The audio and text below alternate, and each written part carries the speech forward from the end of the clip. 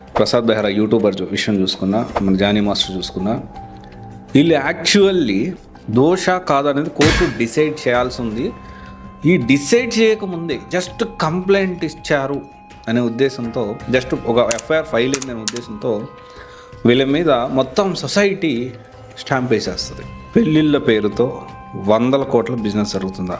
పెళ్ళి మిమ్మల్ని చూసి చేసుకుంటున్నారా, మీరు ర్యాంకుని చూసి? అంటే ర్యాంక్ కూడా ఒక్కొక్క రేటు, వాళ్ళకి వచ్చే క్యాడర్ని బట్టి, వాళ్ళకి వచ్చే ర్యాంకుని బట్టి దానికి ఇంత ప్రైస్ ఫిక్స్ అనమాట. ఈ ప్రైస్ ఇదిగో ఇంత, ఈ ప్రైస్ ఇంత, ఇదిగో ఇది అయితే ఇంత.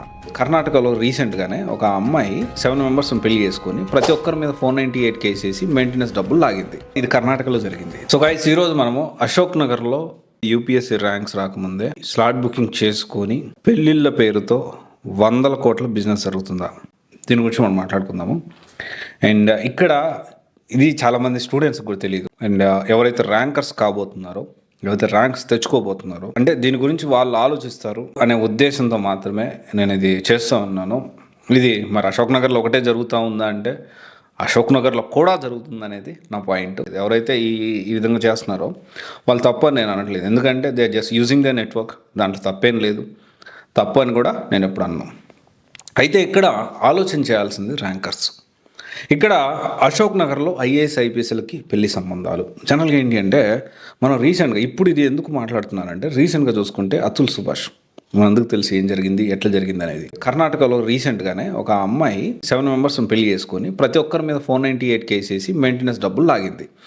అండ్ తర్వాత ఇది కర్ణాటకలో జరిగింది. తర్వాత వచ్చేసి ప్రసాద్ బెహ్రా యూట్యూబర్ విషయం చూసుకున్నా, మన జానీ మాస్టర్ చూసుకున్నా, వీళ్ళు యాక్చువల్లీ దోష కాదనేది కోర్టు డిసైడ్ చేయాల్సి ఉంది.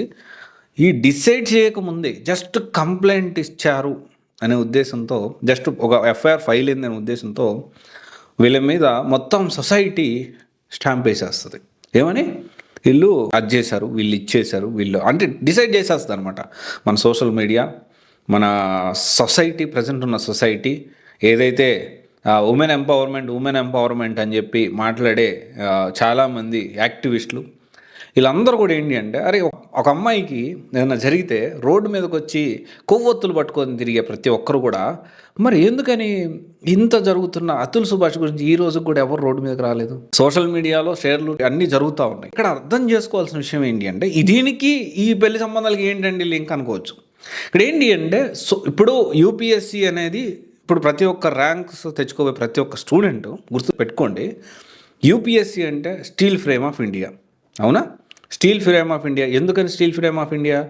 పాలసీ మేకింగ్ విషయం చూసుకున్నా, పాలసీ ఇంప్లిమెంటేషన్ విషయం చూసుకున్నా, ప్రతి బెనిఫిట్ గవర్నమెంట్కి నుంచి ప్రతి బెనిఫిట్ ప్రతి పేద మధ్యతరగతి విద్యార్థులకి, లేకపోతే పేద మధ్యతరగతి ప్రజలకి, సమాజానికి వీళ్ళు తీసుకొచ్చే మార్పులు ఇంప్లిమెంటేషన్ అవ్వాలన్నా వీళ్ళే చేయాలి.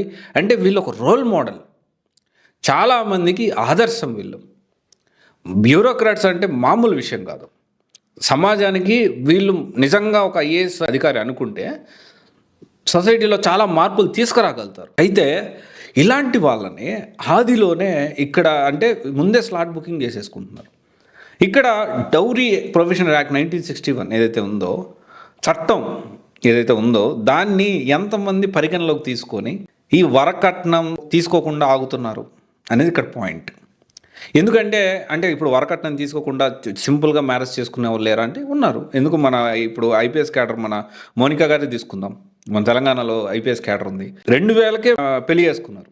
ఐఏఎస్ ఆఫీసర్ వచ్చేసి యువరాజ్ మర్మట్ 2000కే పెళ్లి చేసుకున్నారు. అంటే తక్కువ ఖర్చుతో, అంటే ఒక సమాజానికి ఒక ఆదర్శంగా నిలవాలనుకున్నారు. ఎందుకంటే చాలామంది, కొంతమంది పెళ్ళిళ్ళు చేయలేక, అంటే మిడిల్ క్లాసు పేద మధ్యతరగతి ప్రజలు పెళ్ళిళ్ళు చేయలేక, అంటే పెళ్ళి అంటే గ్రాండ్గా చేయాలి, ఫస్ట్ బర్త్డే అంటే గ్రాండ్గా చేయాలి. యాక్చువల్లీ నేను కూడా ఫస్ట్ బర్త్డే చేస్తున్నాను, బట్ గ్రాండ్గా విపరీతమైన గ్రాండ్ అయితే చేస్తలేను, నార్మల్గా చేస్తున్నాను. నాకున్న దాంట్లో అప్పు చేసి మాత్రం నేను చేయట్లేదు మా బాబుది. అయితే ఇక్కడ ఎంతవరకు సమంజసము, సమాజానికి ఆదర్శంగా నిలవాల్సిన వీళ్ళు ర్యాంకర్స్ యూపీఎస్సీ ర్యాంక్ రాకముందే కొంతమంది స్లాట్ బుకింగ్ చేసుకుని బిజినెస్ మ్యాన్లు, పొలిటికల్గా ఉండేవాళ్ళు, లేకపోతే ఆల్రెడీ సర్వీస్లో ఉండి రిటైర్ అయిన వాళ్ళు కొంతమంది, ఈ విధంగా జరుగుతుందేమో అనిపిస్తుంది. అంటే ర్యాంకర్స్ ఆలోచించాల్సిన విషయం ఏంటి అంటే, పెళ్ళి మిమ్మల్ని చూసి చేసుకుంటున్నారా, మీరు ర్యాంకుని చూసి? అంటే ర్యాంక్ కూడా ఒక్కొక్క రేటు, వాళ్ళకి వచ్చే క్యాడర్ని బట్టి, వాళ్ళకి వచ్చే ర్యాంకుని బట్టి దానికి ఇంత ప్రైస్ ఫిక్స్ అనమాట. ఈ ప్రైస్ ఇదిగో ఇంత, ఈ ప్రైస్ ఇంత, ఇదిగో ఇది అయితే ఇంత. ఎట్టుపోతున్నాం మనము. అండ్ ఇక్కడ ప్రతి ఒక్క యూపీఎస్సీ ర్యాంకరు ఈ విషయం ఆలోచించాలి. స్టీల్ ఫ్రేమ్ ఆఫ్ ఇండియా, మీరు రోల్ మోడల్, సమాజానికి రోల్ మోడల్. 100 కోట్లకి, లేకపోతే 100 కోట్లు ఉండొచ్చు, 50 కోట్లు ఉండొచ్చు, 10 కోట్లు ఉండొచ్చు, 5 కోట్లు ఉండొచ్చు, అమ్ముడు పోయే ఐటెం కాదు కదా. మీరు చాలా కష్టపడి, అంటే యూపీఎస్సీ ర్యాంక్ తెచ్చుకోవడం అంటే చాలా కష్టపడి ర్యాంక్ తెచ్చుకుంటూ ఉన్నారు. అండ్ దీని గురించి ఖచ్చితంగా మనందరికి అవేర్నెస్, అంటే ఇది ప్రతి సంవత్సరం ఇది జరుగుతూ ఉంది. ఇది అంటే అశోక్ నగర్లో కూడా జరుగుతుంది. అశోక్ నగర్లో ఒకటే జరుగుతుందని నేను అనట్లేదు, అశోక్ నగర్లో కూడా ఇది జరుగుతుంది. యూపీఎస్సీ ర్యాంక్స్ రాకముందు స్లాట్ బుకింగ్ జరుగుతుంది. నిజంగా చెప్తా ఉన్నా, స్లాట్ బుకింగ్ జరుగుతుంది. దాన్ని బట్టి వీళ్ళు ప్లాన్ చేసుకొని ఈ ర్యాంక్ను బట్టి, క్యాటర్ని బట్టి ఇంతని ఫిక్స్ చేసి అరే ఎటుపోతున్నాం. ఈ విధంగా అయితే ఈ సోషల్ ఇంక్లూజన్ అనేది ఎలా చేంజ్ అవుతుంది, ఈ హెచ్చు తగ్గులు ఎలా తగ్గుతాయి? ఐఏఎస్ ర్యాంక్ వచ్చిన తర్వాత, క్యాడర్ వచ్చిన తర్వాత ఒక పేదింటి అమ్మాయిని కూడా చేసుకోవచ్చు కదా. అంటే at the end of the day their choice. ఈ ట్రైనింగ్లో ఉన్నప్పుడు వేరే వాళ్ళని ఇష్టపడి సేమ్ క్యాటర్ ఉన్న వాళ్ళని పెళ్లి చేసుకోవచ్చు, నేను తప్పు అనట్లేదు. కానీ ఈ విధంగా ఈ స్లాట్ బుకింగ్ ద్వారా అమ్ముడు పోయే కొంతమంది ర్యాంకర్స్ ఎవరైతే ఉన్నారో వాళ్ళ గురించి నేను మాట్లాడుతూ ఉన్నాను. అలా అమ్ముడు పోవడం అంటే ఒకవేళ జరుగుతుందా లేదా అంటే జరుగుతుందేమో నాకు అనిపిస్తుంది, నాకు వచ్చిన ఇన్ఫర్మేషన్ బట్టి. సో డెఫినెట్లీ ఎవరు చేస్తున్నారంటే వాళ్ళు చేసే వాళ్ళకే తెలుస్తుంది. ఎందుకంటే ఇది పబ్లిక్గా మేము చేస్తున్నాం అనే ఊరు చెప్పి చేయరు. బట్ ఇది జరుగుతుంది. నాకైతే ఇదైతే కొంతవరకు ఇన్ఫర్మేషన్ ఉంది, జరుగుతుందేమో అని కొన్ని సిచ్యువేషన్స్, కొంతమంది పెళ్ళిళ్ళు చూసి నాకు అనిపిస్తూ ఉంది. ఇక్కడ మ్యారేజ్ నిన్ను చూస్ చేసుకుంటున్నారు, నీ ర్యాంక్ చూస్ చేసుకుంటున్నారా? అండ్ నైతిక బాధ్యత మనము ఉంచుకోవాలి. అంటే అక్కడే మనం కరప్షన్ స్టార్ట్ చేసేస్తున్నాం కదా, చట్టానికి వ్యతిరేక పనులు మొదలు పెట్టేస్తున్నాం కదా. అండ్ చాలామంది రోల్ మోడల్గా తక్కువ ఖర్చుకి పెళ్లి చేసుకున్నా, అంటే సమాజానికి ఆదర్శంగా నిలవాలని 2014 బ్యాచ్ ఐఏఎస్ ఆఫీసర్ అలోని సిద్ధ ఆశీష్ వశిష్ఠ గారు అయితే 500 రూపాయలకే పెళ్లి చేసుకున్నారు. 2014 బ్యాచ్ వాళ్ళు, అంటే వాళ్ళకి పెళ్లికి అయిన ఖర్చు 500 రూపాయలు. అండ్ తర్వాత చూసుకుంటే అసలు Navjyoti Simi and Tushar Singla IPS IAS గుళ్ళో పెళ్లి చేసుకున్నారు.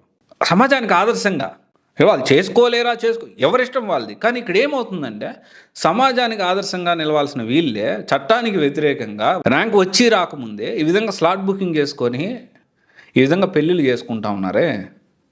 ఆలోచన చేయాలా ప్రతి ఒక్క యూపీఎస్సీ యాస్పిరెంట్, ఆలోచన చేయాలా ప్రతి ఒక్క యూపీఎస్సీ ర్యాంకర్ ఆలోచన చేయాలా. ఆలోచన చేసి మంచి నిర్ణయం తీసుకోవాల్సిన అవసరం ఉంది. అండ్ మీరందరూ కూడా నేను ఒక్కొక్క స్టోరీ నేను చదువుతూ ఉంటే ప్రతి ఒక్క యూపీఎస్సీ ర్యాంకర్ ఎన్నో దెబ్బలు తగిలి రాటు తేలి ఈరోజు సక్సెస్ అయిన వాళ్ళు 10ల సంఖ్యలో 100ల సంఖ్యలో ప్రతి యూపీఎస్సీ ర్యాంకర్ వెనకాల కొన్ని సంవత్సరాల రేత్రింబగల కఠోర శ్రమ, కఠోర దీక్ష దాగుంది. వచ్చిన తర్వాత దాన్ని మనం ఎటువైపు తీసుకెళ్తున్నాం? సక్సెస్ వచ్చిన తర్వాత కష్టపడి సాధిస్తున్నారు సక్సెస్ని.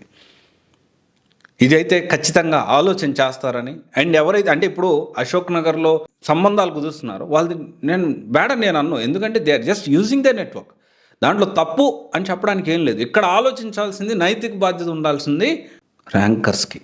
అరే మనమే ఇలా చేస్తే గ్రాండ్గా గొప్పగా ఒక 10 కోట్లు 20 కోట్లు 30 కోట్లు లేకపోతే గ్రాండ్గా పెళ్ళి చేస్తే తర్వాత మిడిల్ క్లాస్ వాడు ఏమనుకుంటాడు? నేను జనరల్గా చెప్తా ఉన్నా, చాలామంది ఇప్పటికీ కూడా పెళ్ళి అంటే ఇదేదో ఒక అంటే ఖర్చుతో కూడుకున్న వ్యవహారం.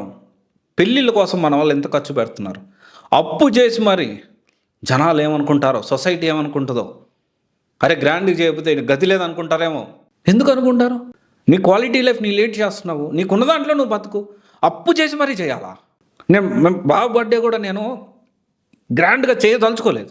దగ్గర వాళ్ళని నాకున్న దాంట్లోనే చేయాలనుకుంటున్నా. అప్పు చేసి నేను ఇబ్బంది పడాలి సొసైటీ కోసమో ఇంకొక దానికోసమో నేను ఎప్పుడూ కూడా రాంగ్ స్టెప్ వేయను, ఎస్పెషల్లీ ఫినాన్షియల్ విషయంలో. సో ఇక్కడ ఈ డౌరీ చూసుకున్నా, వరకట్న వేధింపులు చూసుకున్నా, ఈ మొత్తం కూడా మనం ర్యాంకర్స్ ఆలోచించాల్సిన విషయం ఏంటి అంటే, మీరు చేసే ప్రతి పని ప్రజలు గమనిస్తారనే విషయం మర్చిపోవద్దు. మీరు చెప్పకపోయినా మిమ్మల్ని మీరు సక్సెస్ అయిన కఠోర దీక్ష చేసి సమాజాన్ని ముందుకు తీసుకెళ్ళే మంచి సదుద్దేశంతో మీరు ర్యాంక్ సాధించారు కాబట్టి మిమ్మల్ని చాలామంది ఫాలో అవుతారు. అంటే ఈ ఇన్ఈక్వాలిటీ ఎప్పుడు తగ్గుతుంది? ఈ సోషల్ ఇంక్లూజన్ ఎప్పుడు చేంజ్ అవుతుంది? సో కొంచెము మీరు ఆలోచించాలి. ఎవరైతే ఈ స్లాట్ బుకింగ్ చేసుకుంటున్నారో కొంటున్నారా మీరు ర్యాంకర్స్ని? ఏమో అనిపిస్తూ ఉంది. ఇదంతా జరుగుతుందా అంటే జరుగుతుందేమో అనిపిస్తూ ఉంది పరిస్థితి చూస్తే.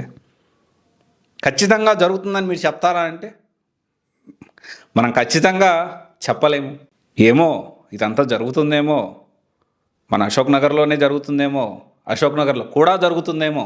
ఒకసారి ఆలోచించాలి. ఒకవేళ ఇలా జరిగితే అలా జరగకుండా చూసుకోవాల్సిన బాధ్యత యూపీఎస్సీ ర్యాంకర్స్ మీద ఉంది. అమ్ముడు పోవద్దు. మీరు కఠోర దీక్ష చేసి సంపాదించిన ఈ ర్యాంక్ని సమాజాన్ని మార్చడానికి, సమాజ శ్రేయస్సు కోసం ఉపయోగించండి. ఎందుకంటే మీరు చేస్తుంది వ్యాపారం కాదు, సేవ, సమాజ సేవ. మీరు చేయబోయే సర్వీస్ కూడా సమాజ సేవ చేయడానికి ఉపయోగించే ఒక సర్వీస్. ఇది కొంచెం ఆలోచించండి. And thank you. This is Raj signing off.